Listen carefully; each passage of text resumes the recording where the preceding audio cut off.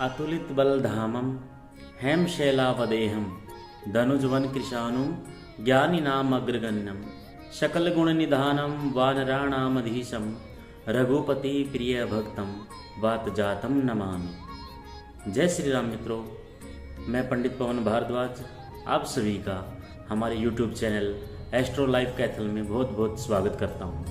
आप समझ ही गए होंगे कि मेरे द्वारा बोले गए इस श्लोक, इस मंत्र का भावार्थ क्या है, क्या मैं कहना चाह रहा हूँ। आज मैं आपको बताऊंगा कि अनंत बलवंत श्री हनुमान जी महाराज का एक्चुअल में बल कितना था, उनकी शक्ति कितनी थी, इसके बारे में मैं बताने की कोशिश करूंगा। तो आइए जानते हैं। मंगल और शनिवार श्री हनुमान जी महाराज का वार माना जाता है, दिन माना जाता है।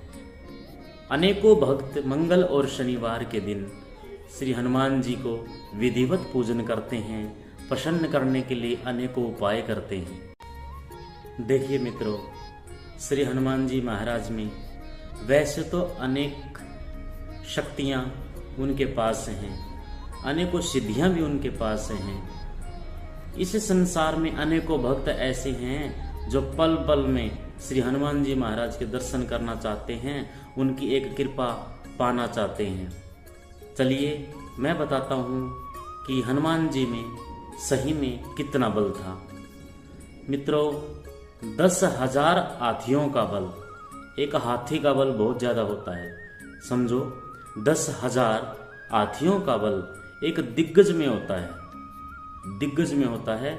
और 10,000 दिग्गज का बल एक ऐरावत हाथी में होता है। अब ऐरावत हाथी कौन है? ये ऐरावत हाथी समुद्र मंथन से निकला हुआ एक हाथी है जो कि इंद्र की सवारी माना जाता है। तो मैंने कहा 10,000 हाथियों का बल एक दिग्गज में है, 10,000 दिग्गज का बल एक इंद्र की सवारी जिसको बोलते ऐरावत हाथी में है, और 10,000 ऐरावत हाथियों का बल एक इंद्र में है, और 10,000 इंद्र का बल हनुमान जी के इस छोटी सी उंगली में है। आप समझ गए होंगे कि श्री हनुमान जी महाराज में बल कितना है। तो इनकी बल की तो हम कोई गणना भी नहीं कर सकते। जहां तक हमें अंदाजा था, हमें भी कहीं न कहीं से, जहां से शास्त्रों के माध्यम से पता चला कि एक्चुअल में इनका बल कितना माना जाता है, तो वो मैं आप तक लेकर के आया। अब एक बात और सुनने में आती है, अक्सर देखा जाता है कि हमारे इस लोक आचार में सुनने में भी आता है कि महिलाओं को श्री हनुमान जी महाराज की पूजा नहीं करनी चाहिए। क्यों करनी चाहिए? मेरा मानना है कि करनी चाहिए। अब कहते हैं कि वो बाल ब्रह्मचारी हैं। हाँ, बाल ब्रह्मचारी हैं, थे और रहेंगे, क्योंकि वो चिरंजीवों में उनकी गिनती होती है। हनुमान जी महाराज ने जो भी जन्म लिया था वो सिर्फ प्रभु श्री राम के कार्य संभालने के लिए और उनकी सेवा में रहने के लिए ही जन्म हुआ था उनका।